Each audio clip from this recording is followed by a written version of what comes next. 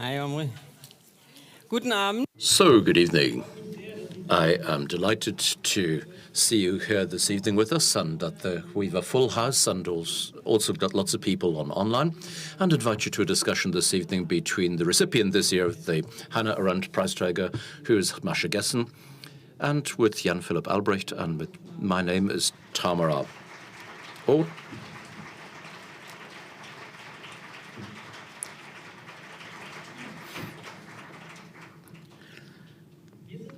And we're here today. That last Saturday, the Hannah Arendt Prize was given to Masha Gessen.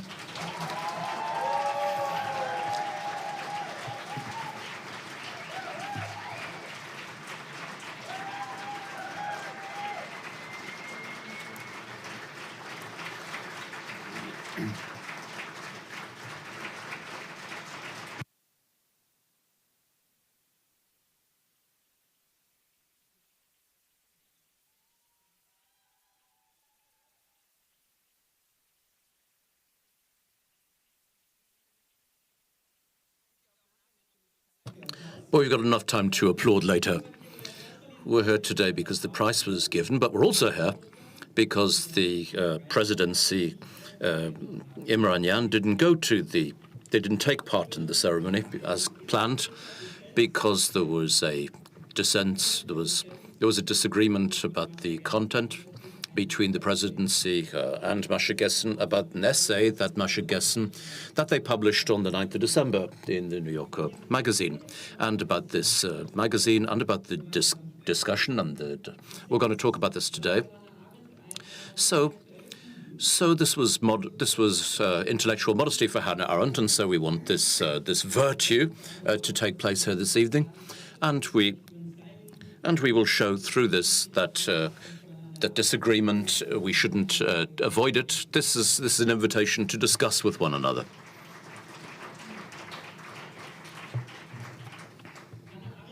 Hannah Arendt had always encouraged us to have free political discourse and dialogue, and this is what we want to have today, and we want to do this in the public eye.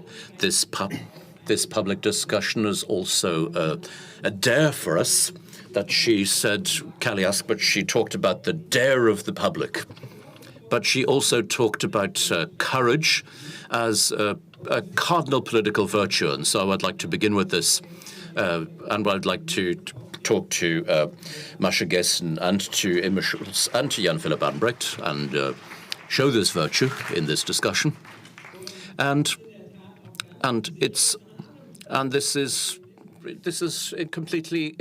this is completely in line with the Hannah Arendt Prize, which began in 1957, and in the tradition of Hannah Arendt's, this is talking about open and political discourse and action, and this is for people who have accepted the dare and risen to the challenge, and so we want to bring everyone into the discussion and to talk to it. What happens? We want to say what happened.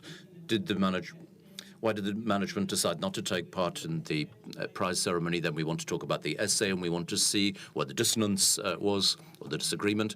And then I would like to rise to the challenge, or this dare, and say, is there a consensus? Other things that actually the presidency and Masha Gessen share. We only have an hour for this, so we should already be getting into the nitty-gritty of the discussion. But the hour one certainly ended. This is going to be it in German and in English. And if you don't speak both languages, then please get a headset so that you can have the translation. And now we're going to jump into the nitty-gritty. First of all, about the prize. So this was given to corporations. Or this was given out by the Heinrich-Böll-Stiftung and with the Bremen region, and about there's an award of 10,000. There's an independent jury who decides about this, and this jury told us on the 3rd of August by press communique that the recipient this year would be Masha Gessen. But Jan, before we talked about the content of your essay and get into the content of all of this, could you perhaps tell us a little bit about this, like Imme or Jan?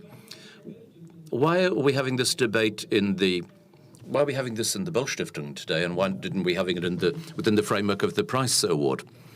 So first of all, and from me and from Imme, congratulations for this prize.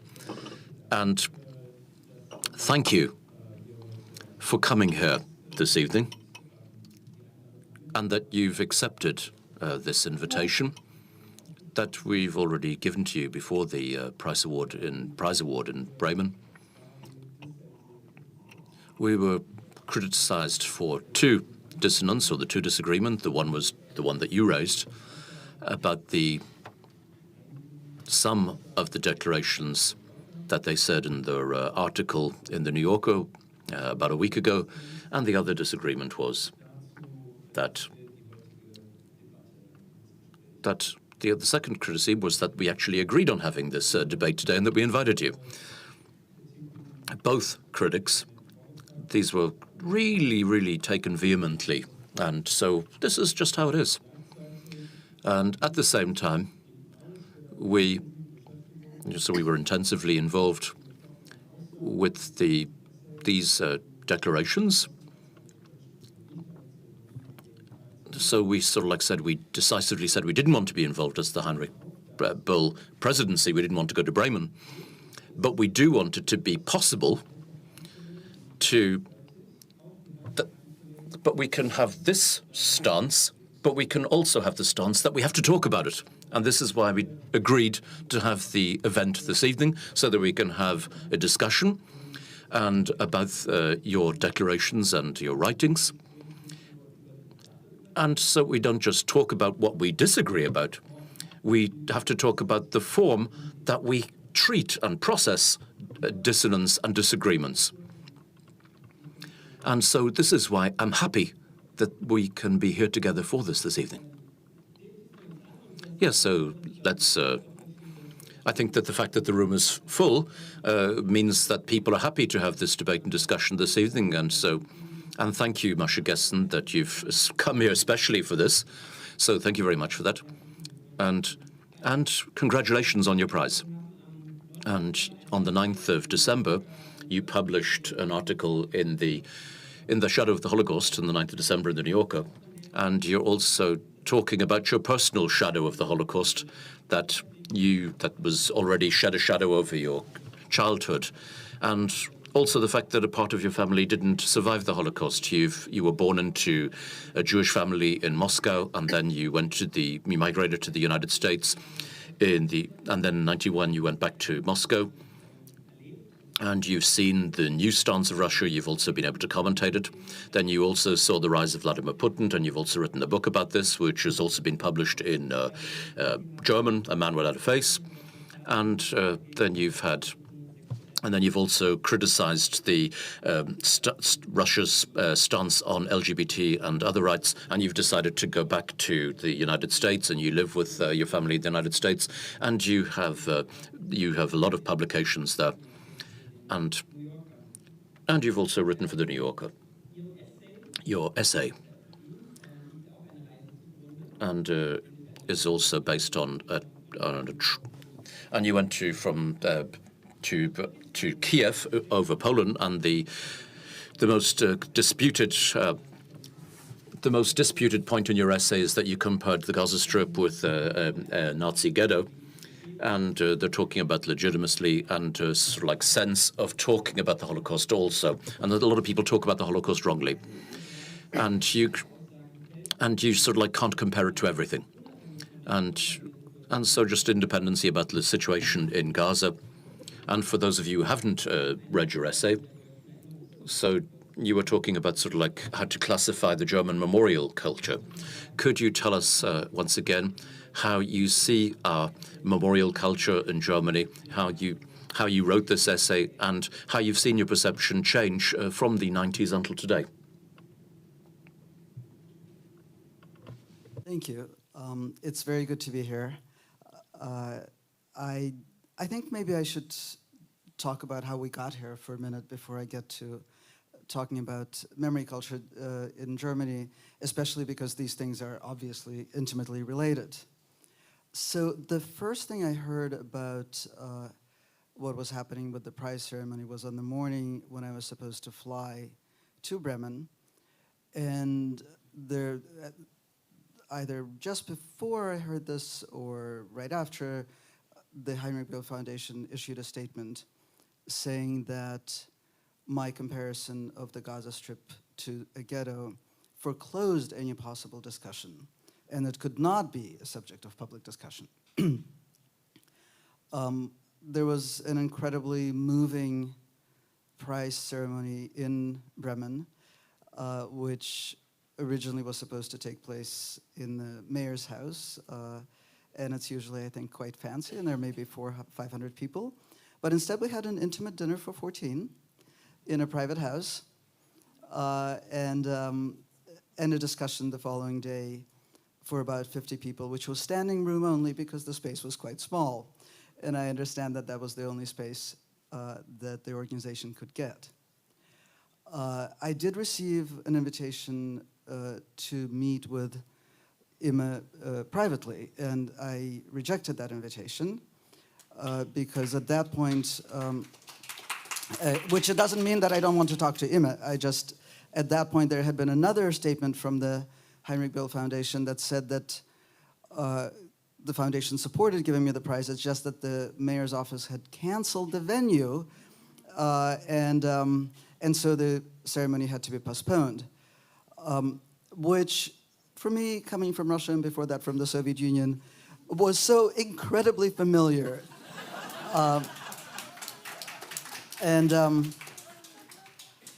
And so I suggested that instead of having a private conversation, we should have a public conversation, because we were having a public conversation. We were having, something was in public, but it wasn't a conversation. And to their great credit, the Heinrich-Böll Foundation extended this invitation for a public conversation. I'm very grateful for that, and I really appreciate that it was a long road that you covered in a very short time. So now to the article. I've been following the development of German memory culture for many, many years. It was a personal obsession of mine. I have probably visited more Holocaust memorials, not just in this country, but around Eastern and Central Europe, than possibly any other person, except for maybe my child, who was dragged along with me for all of that. And for a while, I hoped that maybe my country could learn something from Germany, from Germany's willingness to look at its own worst self, and look, as it seemed, unblinkingly. But I think there's been another thing that's happened that's developed over the last 20 or 30 years, which is, and again, it's not unique to Germany by any chance, but perhaps it's most pronounced here, and the impact has been most clearly felt, which is this assertion of the singularity of the Holocaust, which places it outside of history. And the great thinker, the Polish Jew Zygmunt Bauman, who survived the Holocaust by fleeing east, who wrote a terrific book called Modernity and the Holocaust. In the very beginning, he sort of he identifies two problems with thinking about the Holocaust. One is thinking that it's unlike anything that humankind had ever done, and the other is thinking that it's like other things that humankind has ever done. And you have to think, you have to not think either of those things, or think both of them at the same time.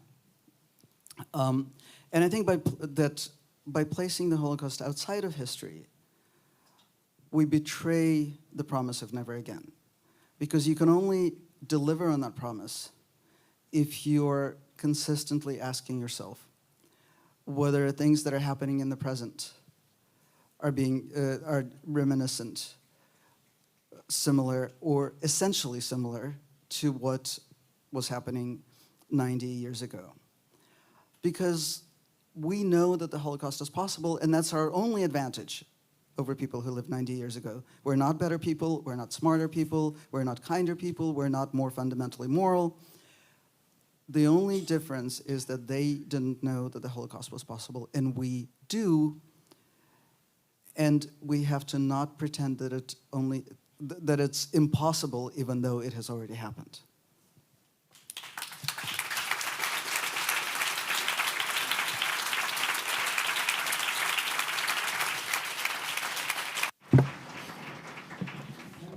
Thank you, Masha Gessen. If I'd like to ask and forward a question to you as well.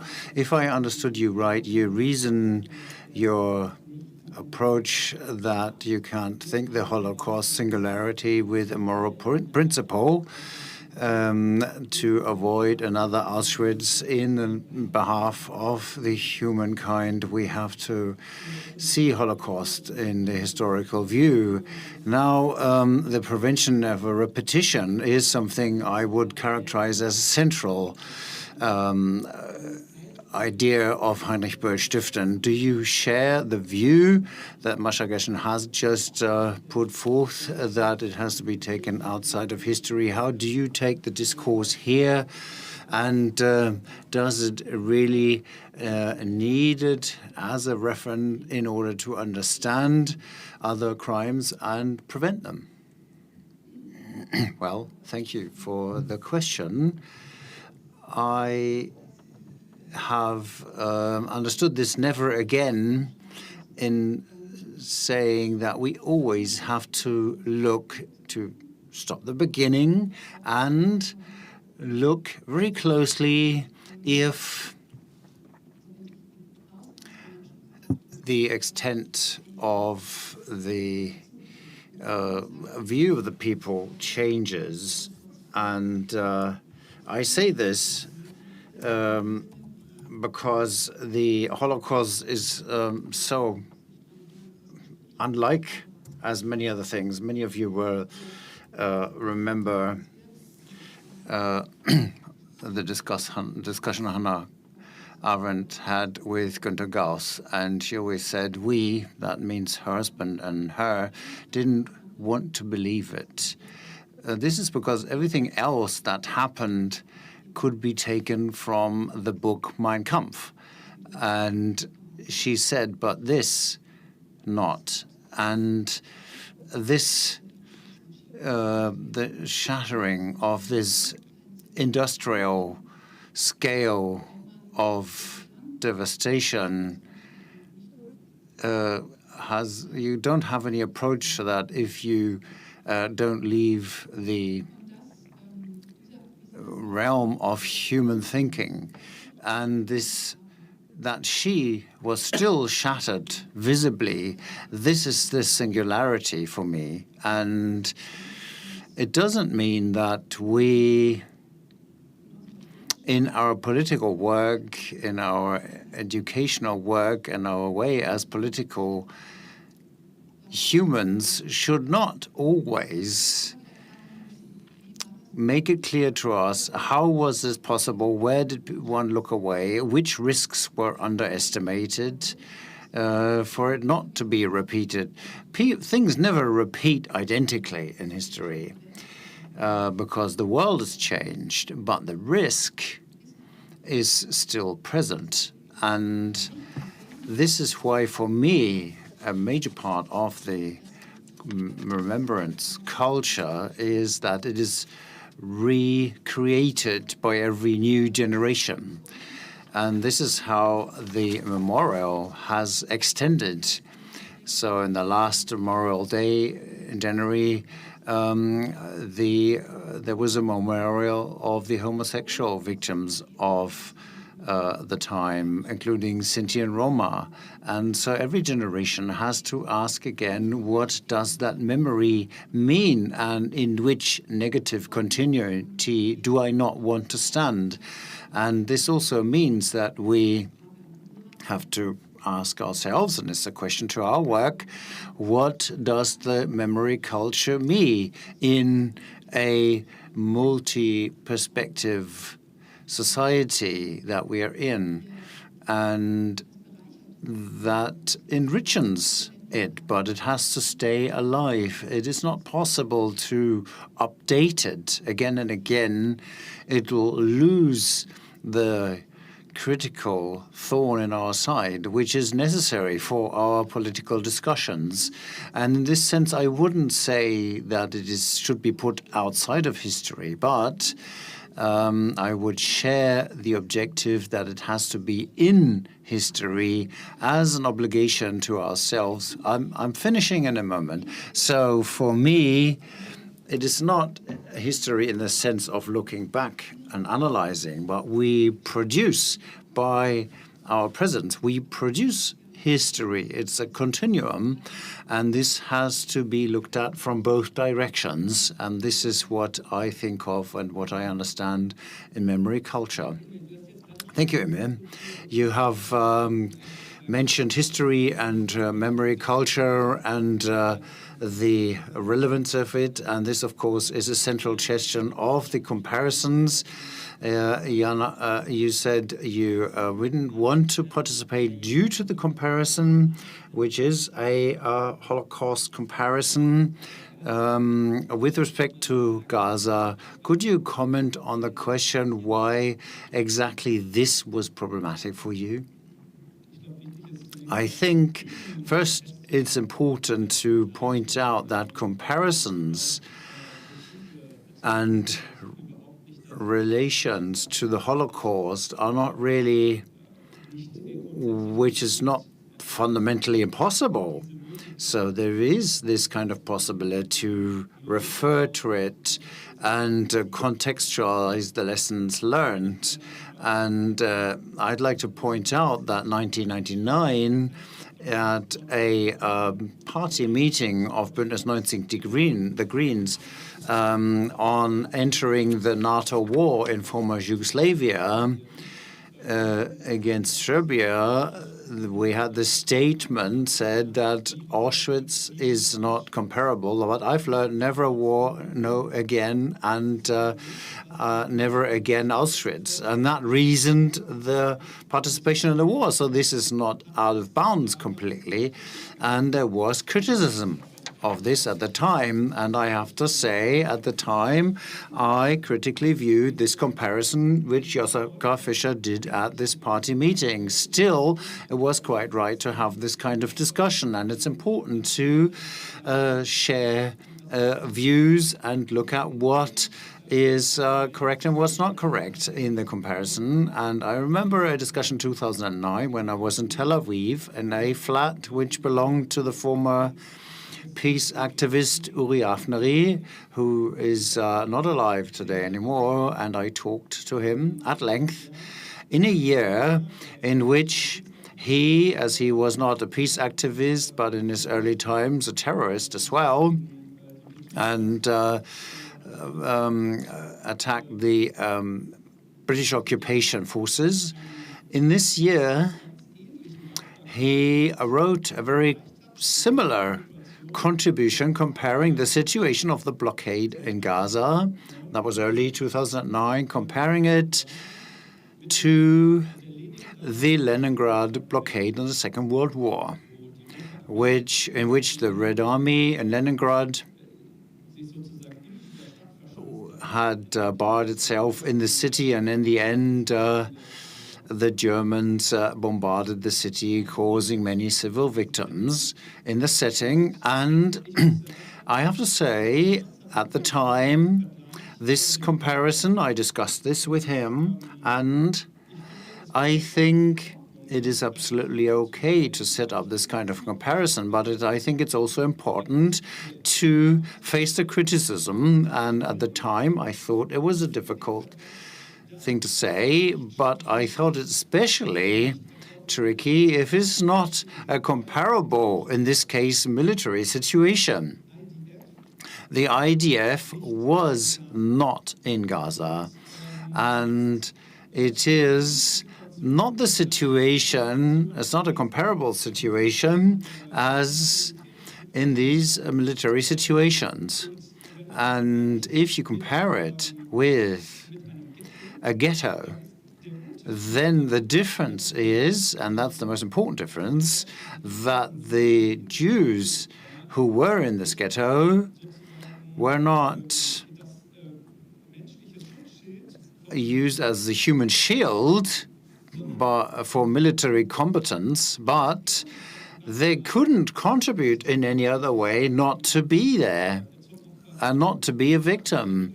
There was no one there who mixed amongst them, and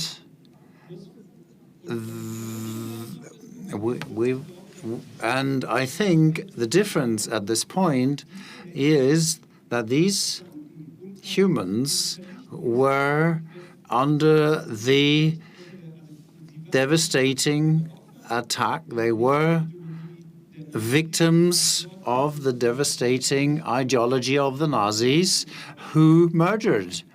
And comparing this with the blockade in Gaza is something I think is not appropriate, we think is not appropriate.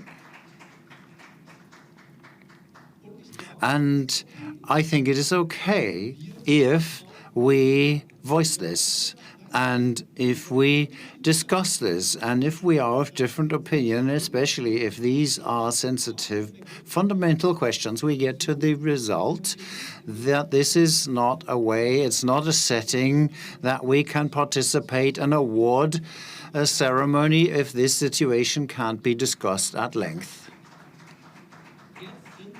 Okay, now we are right in the debate. We have come to the point, when will comparisons help to illustrate things, and when do they make things equal? And maybe the question is, where do we differentiate? Masha Gessen, just to make it clear, we all know 7th of October was a turning point.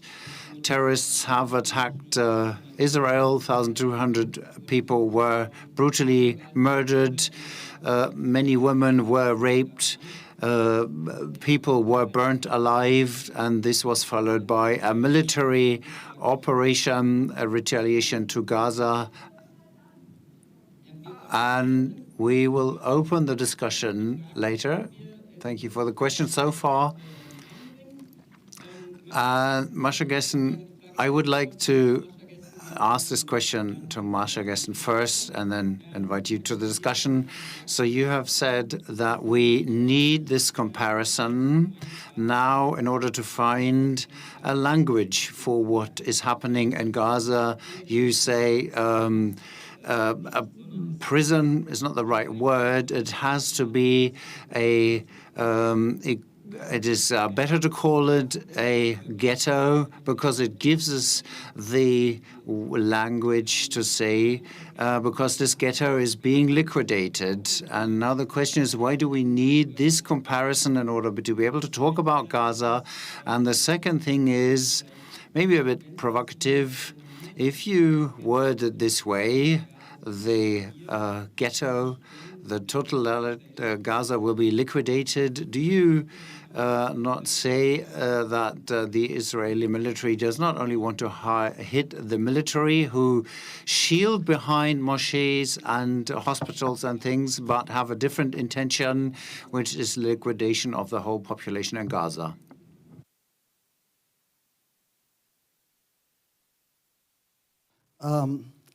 Briefly, but this will take a while.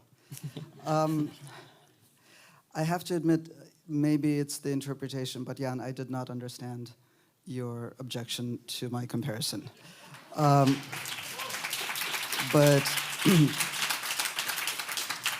I'm going to let some other voices into the room to explain why I'm making this comparison. So this is a quote. I decided to leave and was met by an unimaginable sight. The cellar through which our shelter was reached lay in ruins, the electricity and water cut off. Through the holes in the walls, one saw a sea of flames engulfing the nearby wings of the building from top to bottom. Bilious smoke blocked out the sky, yet the light was as strong as day.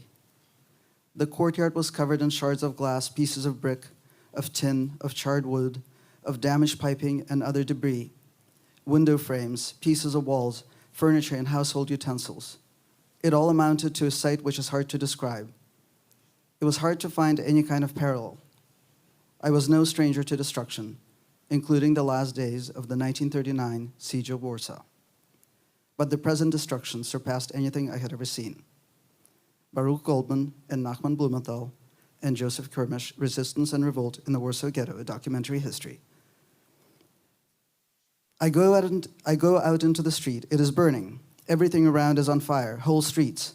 Mila, Zamenhof, Kurza, Nalevki, Lubechkova. Shortly put, all the streets are burning. Apartments are burning, workshops, warehouses, stores, and entire buildings. The entire ghetto is a sea of flames. There's a strong wind which blows out sparks from the burning houses to the ones which do not burn yet. The fire immediately destroys everything. A stunning sight. The fire expands so fast that people don't have time to flee the houses and perish inside in a tragic manner. This is also from an eyewitness account of the liquidation of the Warsaw Ghetto. The reason that I think the comparison is important is because I believe in language. I believe that when we call things, when we use bad metaphors, bad analogies, we don't understand what we're looking at. For a long time, the human rights community was using the term open-air prison to describe Gaza. I don't know what an open-air prison is. Like, that actually, if you think about it, doesn't help explain what it is. And I think that even though the comparison to a ghetto has appeared over and over again, people have been fearful of using that comparison, but it would have been essential to understanding what was actually there. In a miserated, hyper-densely populated space, fenced off, where people, very few people had the permission to leave even for a short period of time, where an outside force controlled all access. But there were no prison guards, there are no cells, there's no schedule, and the power is held by a local force that is empowered by the outside force. Now, you asked whether I believe that the objective of the Israeli military goes beyond military targets. I think at this point we have ample evidence, and again, I'm going to use largely other voices. But first, consider the killing of the 3 hostages yesterday in Gaza. I assume everybody knows that 3 men escaped, somehow we don't know how, and were waving a white rag, and 2 of them were shot on sight, and the 3rd one ran into a house, was followed into the house by IDF soldiers and shot there. In the discussion that has come out over the last 24 hours, the most striking thing is that it is emerging that the Israeli army basically has orders to take no prisoners. This is routine. This is how they act. The exceptional fact about these murders, about these evident war crimes, because these were clearly non-combatants, the exceptional thing about them is that they were a mistake because these were Israelis. It was not the first time it happened. Something similar happened just quite recently at a checkpoint when a Jewish citizen of Israel was mistaken for a Palestinian, and while he was kneeling, was shot. But we have had evidence from Palestinians from a long time that they're shot on sight, that unarmed people are shot, that people who are surrendering are shot. And we now see it in much clearer light because it affected Israelis. I'm now going to quote the leader of a town government in Israel. This is from an interview he gave a couple of days ago to an Israeli radio station. His name is David Azulai. This is a quote, and I apologize for reading this out loud. After October 7th, instead of urging people to go south, we should direct them to the beaches. The Navy can transport them to the shores of Lebanon, where there are already sufficient refugee camps. Then a security strip should be established from the sea to the Gaza border fence, completely empty, as a reminder of what was once there. It should resemble the Auschwitz concentration camp. This is not an outlier. I have other quotes that clearly tell us what the intention of the Israeli operation in Gaza is. There will be no electricity, no food, no fuel. Everything is closed. We're fighting human animals and we act accordingly. Defense Minister Yoav Gallant. No electric switch will be turned on. No water tap will be opened. And no fuel truck will enter until the Israeli abductees are returned home. Energy Minister Israel Katz.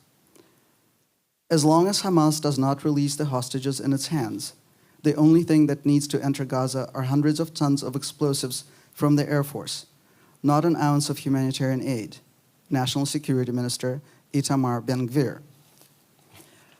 Now, I know that in the popular imagination, most Jews who died in the Holocaust died after being transported from ghettos in cattle cars to death camps. This is actually not true. Out of the 6 million, 2 million were shot in the so-called Holocaust by bullets. Of the remaining 4 million, about 2.7 died in gas chambers, gas vans, or otherwise by gas. But the remaining 1.3 million died of disease and starvation. Today, Human Rights Watch said unequivocally that Israel is using starvation as a weapon of war. This is a war crime, and we can see that it is being inflicted intentionally. The WHO has said that in less than 60 days, the number of functioning hospitals has dropped from 36 to 18. Of these, 3 are only providing basic first aid, while the remaining hospitals are delivering only partial services. Those able to admit patients are delivering services well over their intended capacities, with some treating 2 to 3 times as many patients as they were designed for. The 12 hospitals that are still operational in the south are now the backbone of the health system. If you want more, I have descriptions of how people are hunting for basic necessities. The majority of the population of Gaza is now affected by extreme hunger. Lassen wir doch Masha Gessen kurz sprechen. Sie dürfen sich gern nachher konstruktiv in die Debatte einbringen. 9 out of 10 Gazans have been displaced. Sie tragen nicht zur Debatte bei, sondern Sie stören sie nur in dieser Form. The biggest difference between Gaza and the Jewish ghettos in Nazi-occupied Europe is that many Gazans, most Gazans, are still alive, and the world still has an opportunity to do something about it.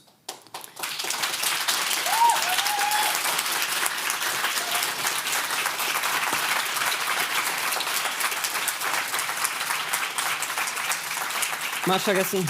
So, Masha Gessen. So, I want to get this straight, and then I'm going to talk to the others. So, the local forces, you were saying that like an open-air prison isn't adapted because the local forces, this is Hamas, which has been operating as a dictator in Gaza, and the second thing is that there's a claim that the Israeli militaries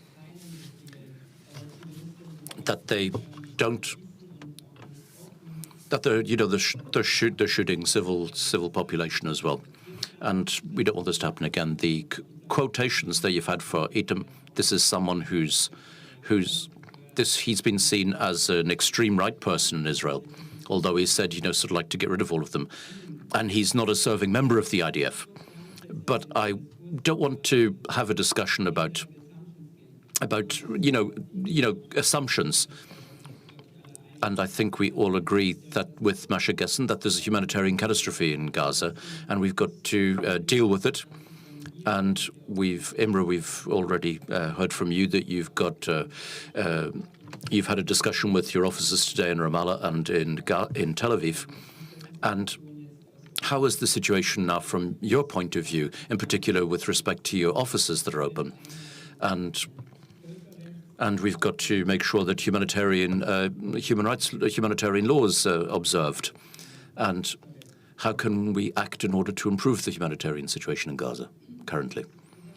Yeah, it's very difficult to hear this description because you're describing very extreme situations that we don't want to experience. And you are asking how our officers on the ground are experiencing this, and some of my colleagues who are sitting here.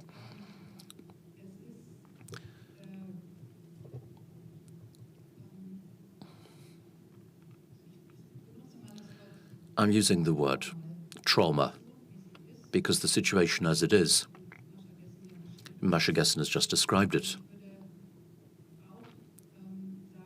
I would also say that there is a difference that, you know, sort of like in this situation, we're completely comparing it to, we're looking to it, and that we've got reference points to the 30s and 40s, and we can pin this in with human law, and we hear the description, but this doesn't describe the attack, and I must you know, insist on humanitarian law here. What our office people have been telling us is that the effect on society of traumatism, and in Israel they've been so shaken by the breaking of the promise of security, and in Ramallah and Gaza they're shaken through experiencing this violence and the amount of deaths involved. When I think about this into the future, then does that mean that this that's the traumatism, that this is that going to lead to a political discussion, that this one can imagine, or sort of like living together in peace, that it pushes this further forward down, or pushes it further down the line. And well, this seems to be very naive when you take the current situation into account. To this extent, so one way that we act on the field is that we listen and we relay this further, and that we look at things. And I do think that we should differentiate, even though it's difficult. I find this declaration from Ben-Gvir, from Galland, dreadful, when he said these are human animals, and we're always quoting this. I think this is dreadful, and it contradicts, you know, sort of like the Declaration of Human Rights, that you can't take people's human dignity away from them. And on the other hand, I find it important that we must really insist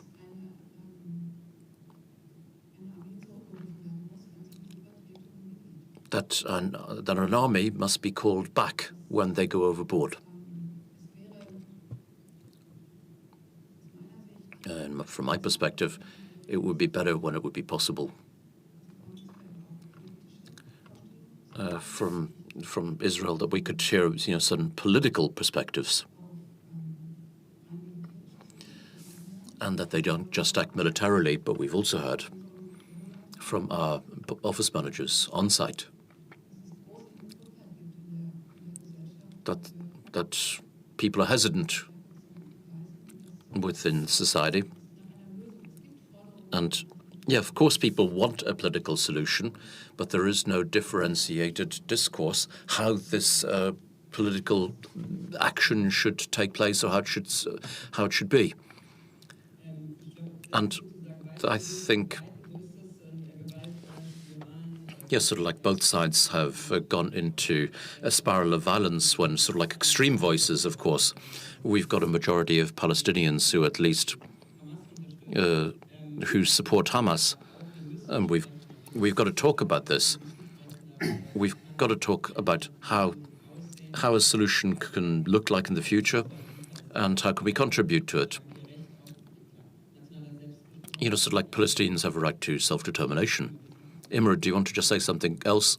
And then I want to give Masha Gessen the floor.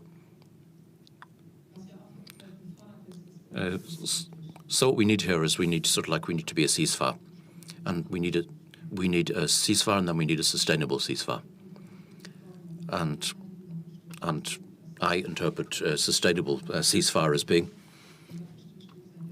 this must be a ceasefire that remains as long as possible to work for a peaceful coexistence. And who is going to commit themselves to that? That's my question. So, Masha Gessen, this is a question. This is your question. What can we do? But I just want to just give you a provocative question for the ghetto comparison. Does this comparison not lead us to talk a lot less about what we should be doing in Gaza? And do you think that this sort of comparison is appropriate or not?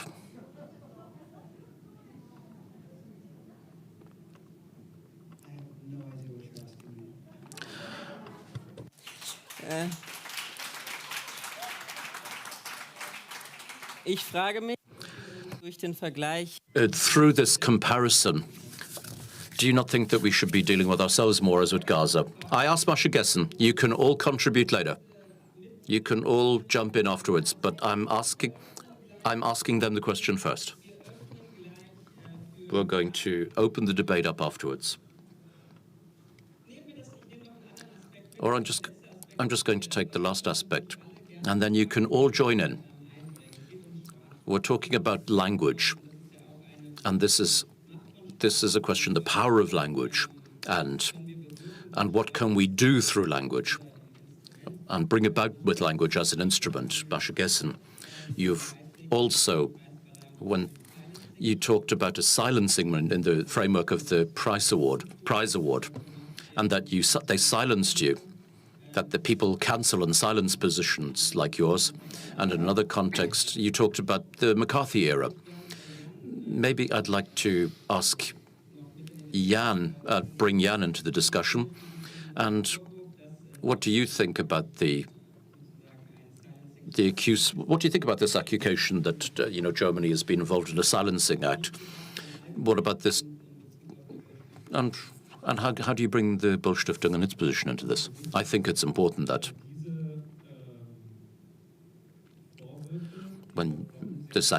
I think that people should be very frightened of these accusations. We must make sure that in these difficult times we can have open discussion spaces, and we can create possibilities like now.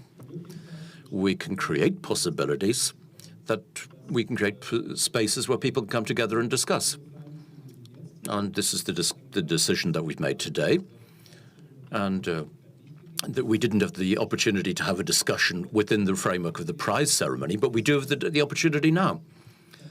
And is it the case that it's not possible to talk about these things anymore?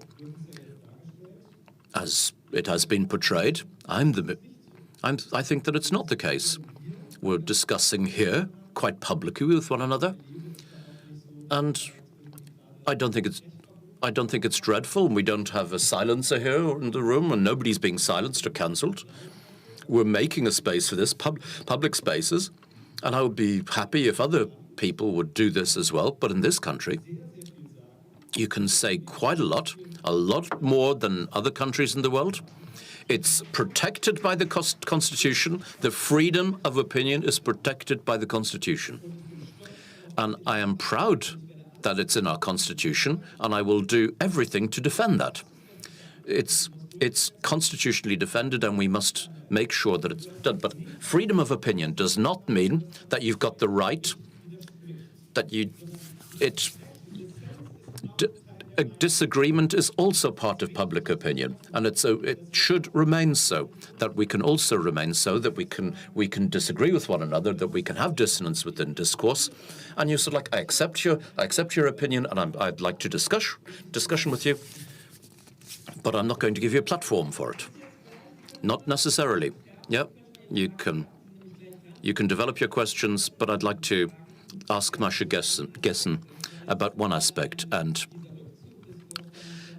the withdrawal of the. You can also react to this. That the withdrawal of the board led to people have talked a lot more about your positions than they might have done if they'd attended the ceremony. You've had the possibility to give your position in a lot of medias. I'd like to ask you a question. You yourself wrote in an article that we're always in danger, that the discourse will be instrumentalized from extreme right and from anti-liberal forces. Is it not? We're living in the rule of law here, where we have freedom of opinion, and we can also express our opinion even if nobody agrees with it, even here, and we're happy that it's so. Don't you see a danger in this, that possibility that for silencing claims and from that we that we hear from right-wing people that they're being silenced or whatever? Do you not think that this silencing thing can be instrumentalized in the wrong hands? Can be instrumentalized, including the Holocaust, as we see. But we can go back and forth about what happened with the prize. I do, and I don't want to get into it for an unduly long time, but I do want to set the record straight.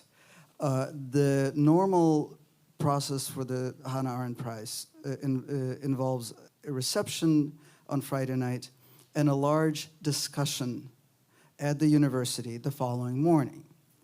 That discussion was canceled as a result of the Heinrich-Böll Foundation pulling out.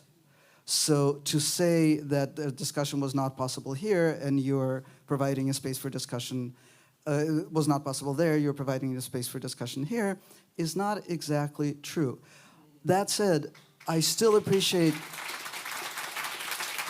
that we are able to have this conversation.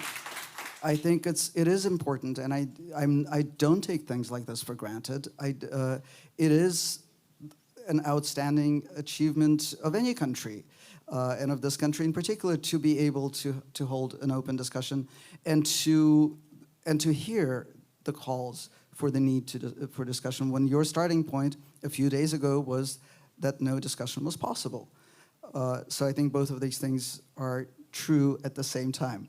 But we do kind of have to acknowledge both. And now, I think the trajectory that I just traced very briefly shows that this was an attempt at silencing that failed. I'm glad it failed. I think not only did it fail, but it, of course, backfired, because never would have so many people paid attention to my essay in The New Yorker. I very much doubt that it would have been translated into German and published in its entirety in Der Spiegel had it not been for this controversy around the prize. But I really don't think that was the intention of the people who pulled out. Fakt ist, dass wir jetzt im Gespräch sind. But now we're in the debate, and now I would like you to raise your questions. There are a lot of fingers in the air here, so I would like to request. So I would like to give as many people as possible the opportunity to speak. So if you just present yourself or introduce yourself in one sentence, and then just no long comments, no long questions, and we'll start collecting questions from now. So this lady in the front first, please. Seit 20 Jahren in der jüdischen. I've been in the Jewish Voice for Just Peace for 20 years. We have a resistance fighter from the Warsaw Ghetto with us. He died. They did fight back, including with weapons. just to note, I wanted to say this censorship is taking place if people are in fear. For example, when the last feminist global peace movement was against the Iraq war against Mr. Bush, we would have stopped a lot in that. And in this, the Böll Foundation with Tuts together wanted to do a congress in Berlin, and Claudia Roth didn't want to have that because she was in fear of the chancellor. 14 days later, he knew that he will win the election by saying he wouldn't participate in the Iraq war. There was no question yet. And the question is, if for peace we could have a positive thing, getting the money for this conference, you can share it with Luxembourg, and we need it for the future.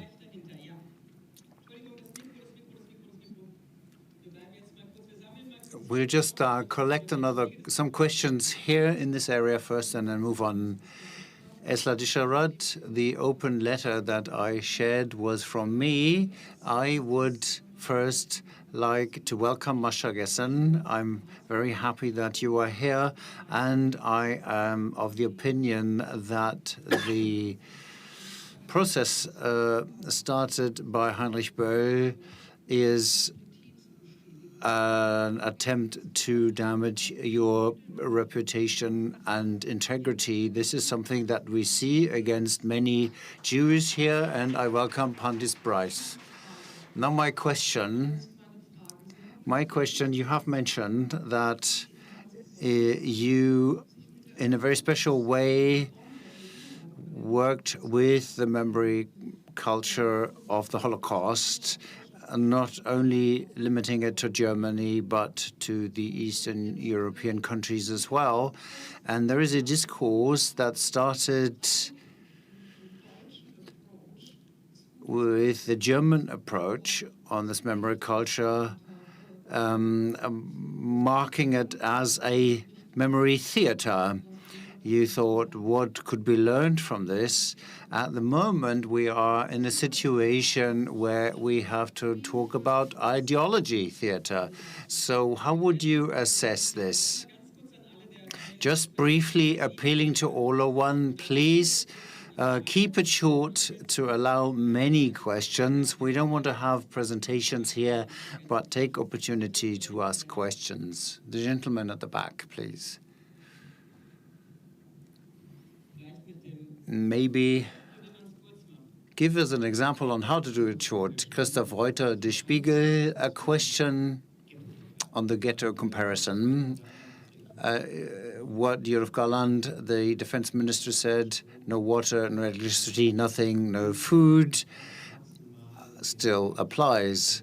Maximum 10 to 7% have been delivered. So that means all the population is starved, no medical care. What's the situation of the Böll Foundation on this form of spreading diseases, of starvation, of letting die of thirst? And that affects the whole society, not Hamas only. Thank you. 2 hands at the back. A short question. Thank you for talking to each other. And could you say you talked, but what have you understood for yourselves? What is the lesson that you do take home, and how all of you, all of us here, are going to act in the future? Thank you. We move on, and then we come back to the panel. Bernd Heimberg, to name the pink elephant in the room. Why, Masha Gessen, do you never talk about Hamas and its deletion fantasies? Thank you. Hello, Xena Kellner. I try to keep it short. My question is a similar question to the lady who just talked before me. what I was missing, I think it was an exchange. It's not about questions, but we need a generative dialogue. I think there's a big need for this. I think this is a start, but I think that Böll Foundation is leaving its responsibility to accept that if an organization like the Böll Foundation cancels an award and does not create space for exchange before they bear a part of the responsibility of what happens, of power shifts. My question is internal as well. What is the lesson that you take home? And how can we make sure that Böll Foundations will play a role in the future, that we have more exchange? I'd just like to add, I'm here also as the spokesperson of BAG Women for the Greens, and internally we have had lots of discussion of this. There is a network, Feminist International Politics. The house is on fire internally, and the experts are not here. And I'd like to ask how the Böll Foundations will make sure in the future that these accusations are not that they are politically independent. Okay. Please be fair with the whole room so that we don't have to leave it at the middle. I'm happy that this discussion has taken place, and I'm happy that the position is represented, that we can discuss and have to discuss this. I would like to ask the Böll Foundation, it's the 18th of December today. On 7th of October, we had these gruesome massacres of Hamas, and consequentially the attacks on Gaza and in Gaza. I'd like to know how many events have been hosted in the Böll Foundations that have created space in order to discuss these events publicly. Thank you.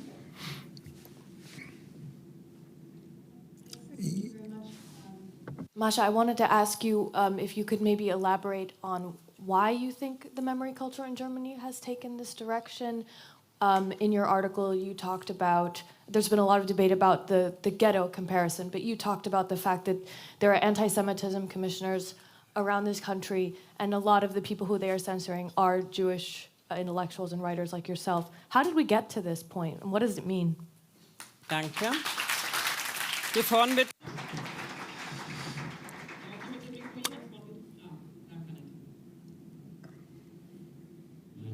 My name is Hartmut Bäumer. I have been many years in the supervisory board of this organization, and I have never been as embarrassed before. Embarrassed because the organization, which stands up for freedom of opinion and human rights, I'm a legal person as well.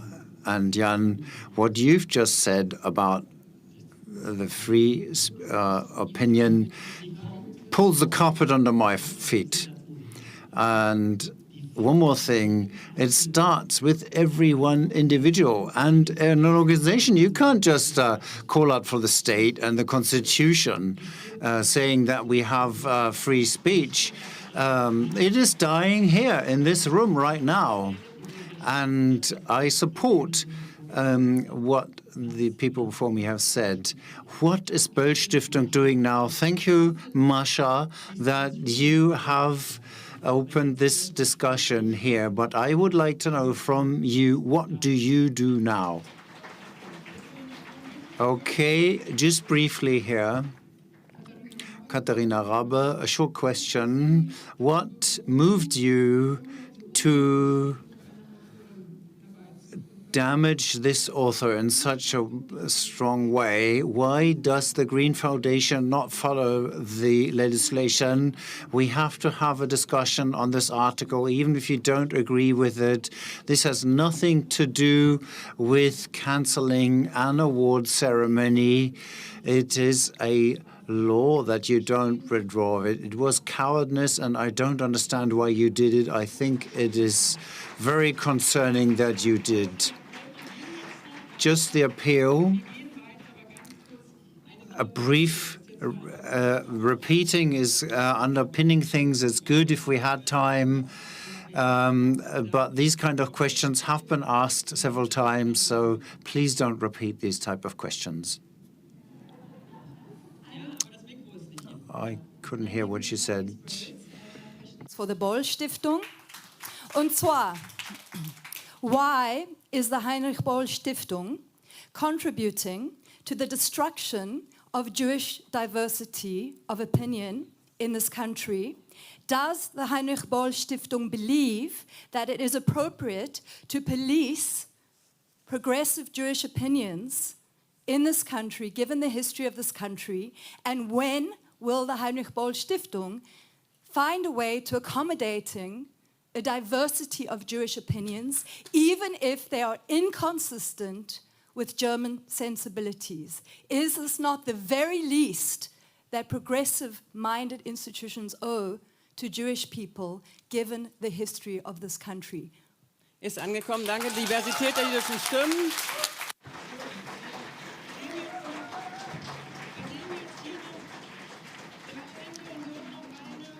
Three more hands, and then we come back to the panel. By a quick introduction, in 1978, I was having a picnic with traditional Moroccans in a village in the north of Morocco, and they asked me, "What the hell is this unconditional support of the USA for Israel?" And I said, Die Frage bitte, wir haben wirklich keine Zeit. listen to me, that it had to gerne do, nach der I Debatte. said, there was the Holocaust. And then I went back to New York, and then I started reading. And then there was the invasion of Lebanon. And then I listened to Yuri Avnery 41 years ago. I have been paying attention. I get the impression that the people on this panel from the Heinrich-Böll-Stiftung have not been paying Was ist Ihre attention. Frage, bitte? When are you going to start listening to the Palestinian side? When are you going to start hearing other people? Wir hören Diversität, jüdische Gemeinde und palästinensische Stimmen. Jetzt hinten bitte nochmal der Herr hat sich gerade gemeldet und dann vorne die Dame und dann jetzt hier auch nochmal. Und dann geben wir zurück aufs Podium, bitte. Mein Name ist Marcel Copito. My name is Marcel Copito. I have been marveling you about the book about the Jews, how the state was devastated by misinformation. I cannot understand how such a intellectually clear woman cannot understand that it is not Israel. Why can't she understand that it is Hamas that keeps their own population in the ghetto? It's not Israel. Israel never made sure that this is a ghetto. Why don't you not understand? So if the hostages were released, yes, tomorrow, and the Hamas left, the population would be free. I've heard this from the spokesperson of Israel yesterday in person. Just briefly, we'll have opportunity to discuss later on, and we don't have to shout. One more gentleman, and I'll pass the word back to the stage. I'm sorry. I wanted to relate to Susan Neumann, who you quoted in your essay, and I know her. She does workshops on framing and wording, and this is something that has been addressed since Orwell's 84 with the so-called Newspeak, and the Greens have had issues with a politician with poor language, with bad language, not poor language. And especially in these debates, it is important to have them constructively and fair, allowing each actor that they try to consider a certain language, and the question is in how far the author has considered this against the background, especially we in Germany. Kurt Tucholsky said, if terms have become toxic, especially with respect to nazism. I haven't heard a question yet. The question is, have you considered framing and wording sufficiently in this kind of debate so that these debates do not escalate? Sorry for the confusion. It was said in German this way. So there's a chorus of questions. I'd like to invite Masha Gessen first to... Well, I would ask a question. The one before wasn't a question. I'm a former scholar here, and my question to the two members of the board is whether next year Jewish and Palestinian voices will be given a platform to speak here. Thank you. Okay, that was a good question. So, Masha Gessen, I'm going to give you the floor again. So you talked about memory theater. You talked about why don't you talk about the Hamas? And so you can choose which position you want to take now, which question you want to answer. And then the question about why you think that it gives this type of controversy. I wrote down 4 questions that appear to be directed to me. The lovely question about lessons. I think, the lesson for me personally is to continue trying to have a conversation. There was about an hour when I was considering not getting on the plane to go to Bremen. I don't think anybody would have been particularly surprised if I hadn't come.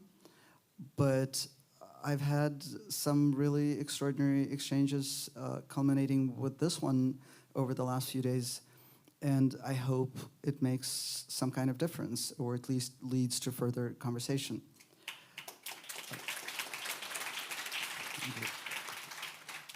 Why do I never talk about Hamas and its deletion fantasies? I do. This is not true.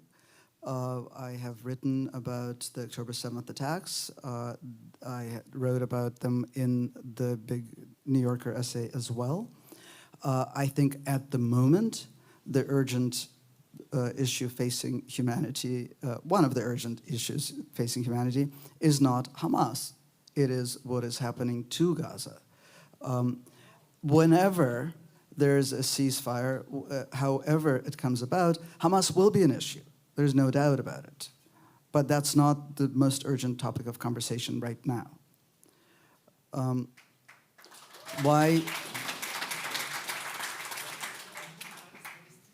Why has memory culture taken this direction, and how did we get to this point? That's an incredible question, and I'm sure I don't have a good answer for it, but I think things have a tendency to ossify. I think that things have ideas have a tendency to turn into ideologies. And that's when the difference between ideas and ideologies is that ideologies don't require thinking. And that goes also to the other question about the performativity of memory. It is something that we tend to do unthinkingly. And that, again, is a reason to constantly question whether the language we're using is the most precise language possible, and whether the language we're not using is language we should be using. And I think there are also some very specific things to point to that afflict not only Germany, but the United States. And one of them is the IHRA definition of anti-Semitism, which may have seemed like a fairly harmless, ill-informed thing at the beginning.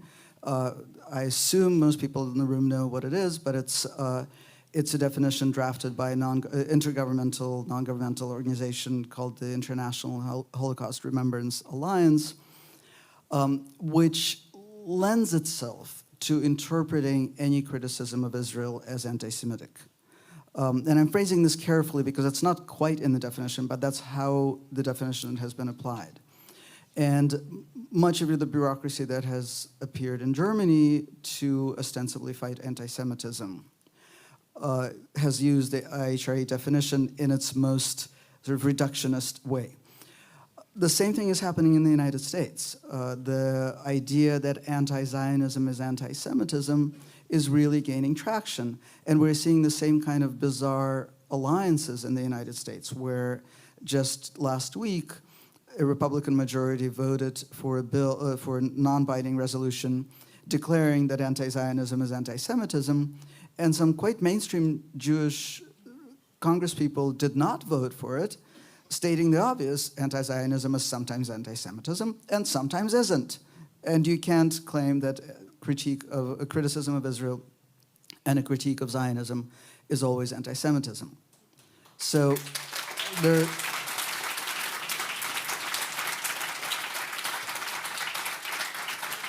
This gives me pleasure to talk about, because unlike the abstract ideas of the fragility of democracy and the tendency of ideas to turn into ideology, this is something very specific that can be done. The IHRA definition of anti-Semitism needs to be dropped, and the Jerusalem Declaration, which is an alternative definition drafted by a group of scholars who include preeminent scholars of the Holocaust, should be adopted. And I want to say one more thing on that topic, which is that it is really bad for the Jews to have non-anti-Semitism lumped together with anti-Semitism. Anti-Semitism is a thing that exists, and to trivialize it by calling criticism of the State of Israel anti-Semitism dilutes the very real problem of anti-Semitism and ultimately endangers Jews.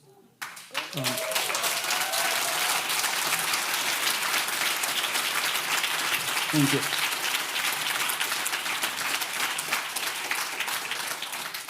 And the final question I think that was directed at me is to me. It's Hamas, not Israel, that helps that keeps the population in the ghetto. It's not Hamas that built the wall. It's not Hamas that keeps the population in the ghetto. That's simply not true. Hamas has. Die Debatte, ganz kurz, die Debatte, lassen wir Masha Gessen bitte ausreden. Hamas has tyrannically ruled over Gaza, and Hamas enjoys apparently some support in Gaza, although it is absurd to measure public opinion in a time of war, and it is also absurd to measure public opinion in conditions of tyranny. Palestinians have not had a chance, Palestinians in Gaza have not had a chance to express their opinion in almost 2 decades. And so we don't actually have sufficient information about who they would choose if they had the right to choose. In Israel, on the contrary, while you dismiss the people I have quoted as extremists, they're in government because Israelis elected them. Israeli Jews elected them because, of course, half of the population that Israel controls, in the territory that Israel controls, doesn't have the right to vote. Danke für die Klarstellung. Es ist Thank you for this answer. In Israel,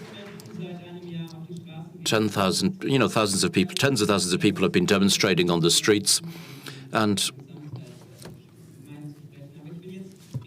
we should have more comments, new spaces. These were questions that were asked. Where are the spaces in which we can continue to talk?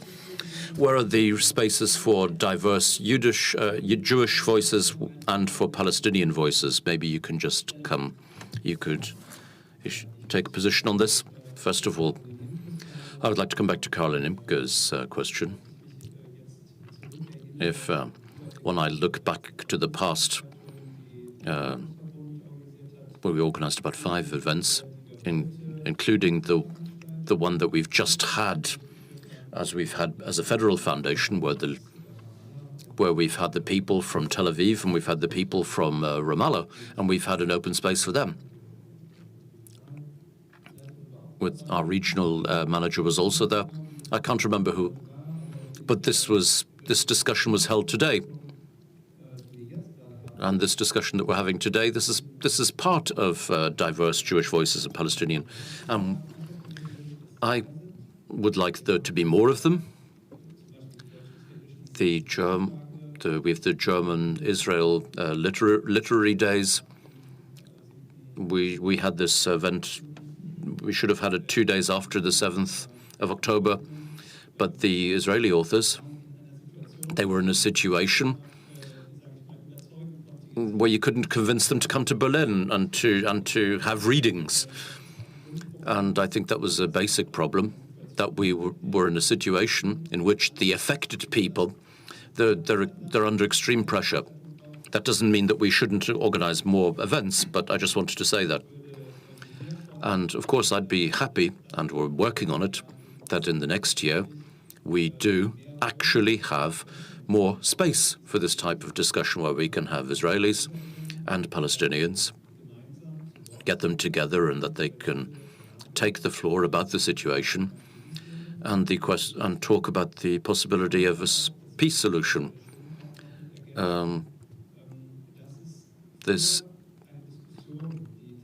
That for a discussion that we can contribute to a solution.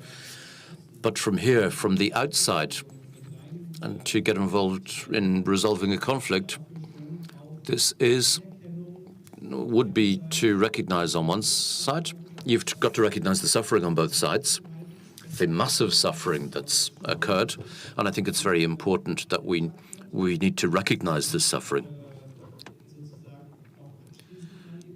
and that we shouldn't just shut it out. And on the other side, we need to recognize the other side as being people, and that they've got a different perspective, that the Palestinians aren't automatically Hamas,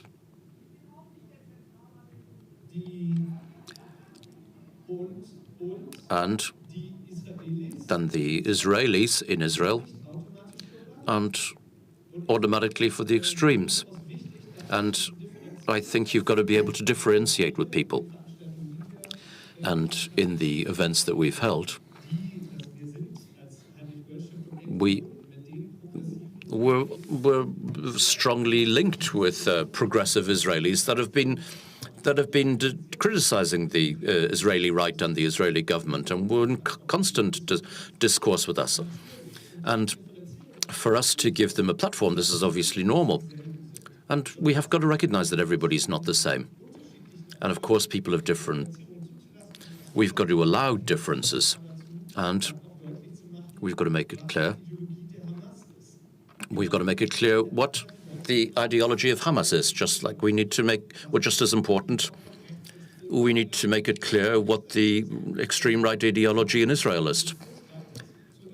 But in order to make discourse and discussion possible in a calm, open space, this would enable us to have a positive contribution for the resolution of the conflict and for the end of suffering. We need to have that at the forefront and to the center. And I hope that that's what people will take away from today. Thank you.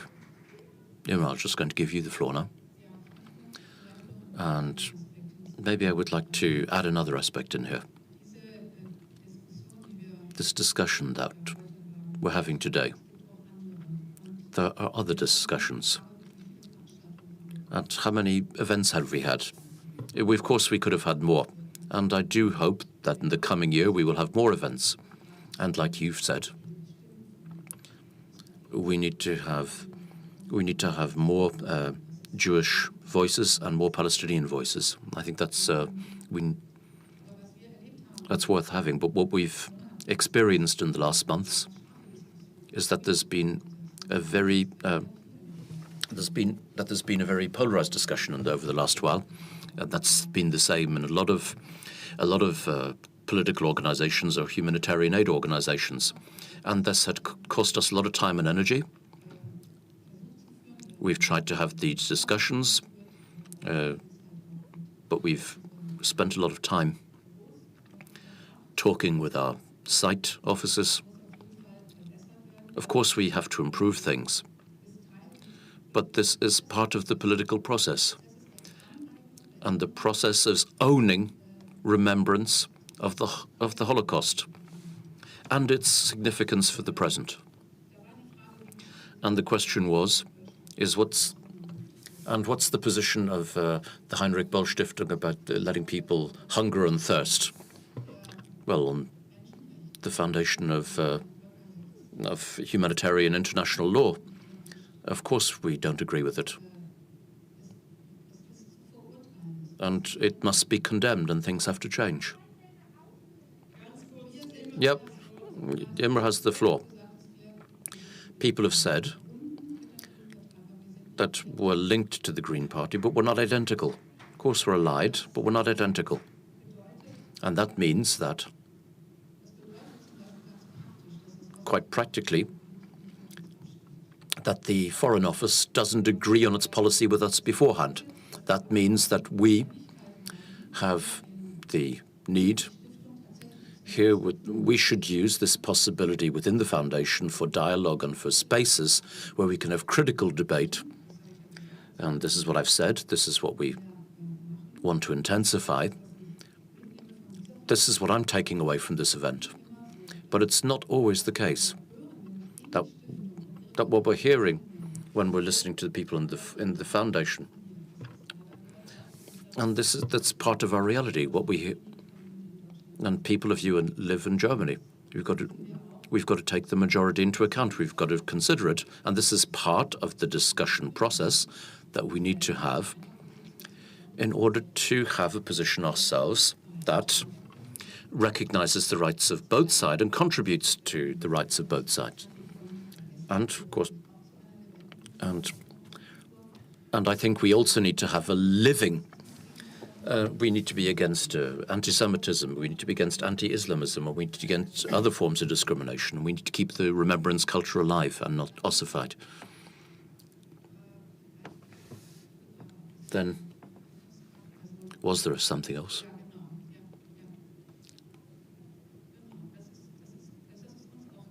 No, that's clear for us. I talked about Jews. I didn't talk about Israel. Israelis, there's a difference. And he knows that too. But I understand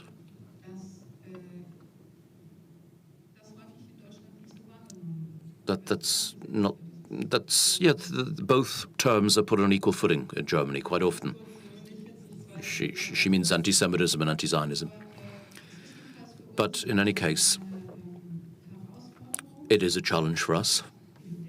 It's obvious in this situation.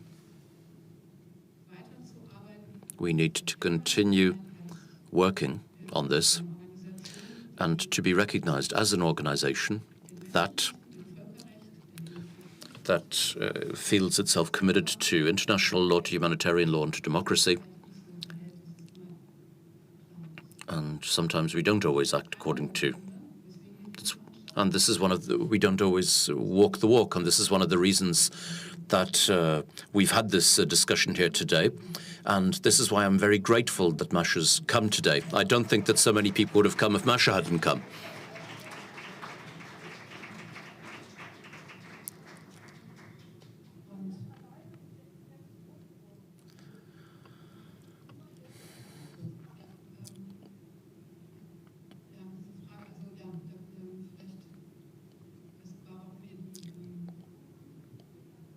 Sorry, the lady from the room doesn't have the microphone.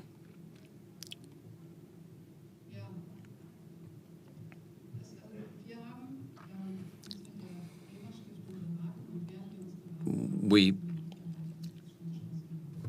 got the news from the Bremer municipality, we heard that the room had been cancelled. This is what we'd been told.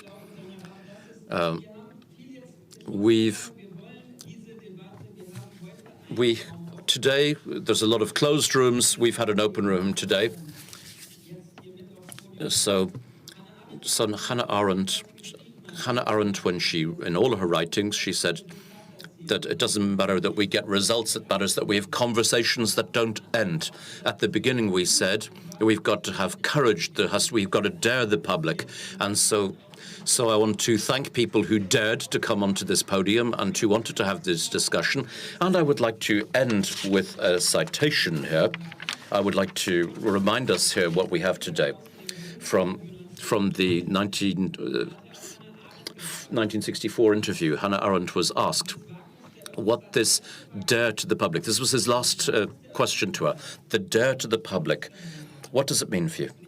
And I'll just tell her what she said, and I'm making it a little shorter, that the dare of the public seems to be clear. You expose yourself to the light of the public, and as a person, the second dare is we start something, and we don't know what's going to become of it.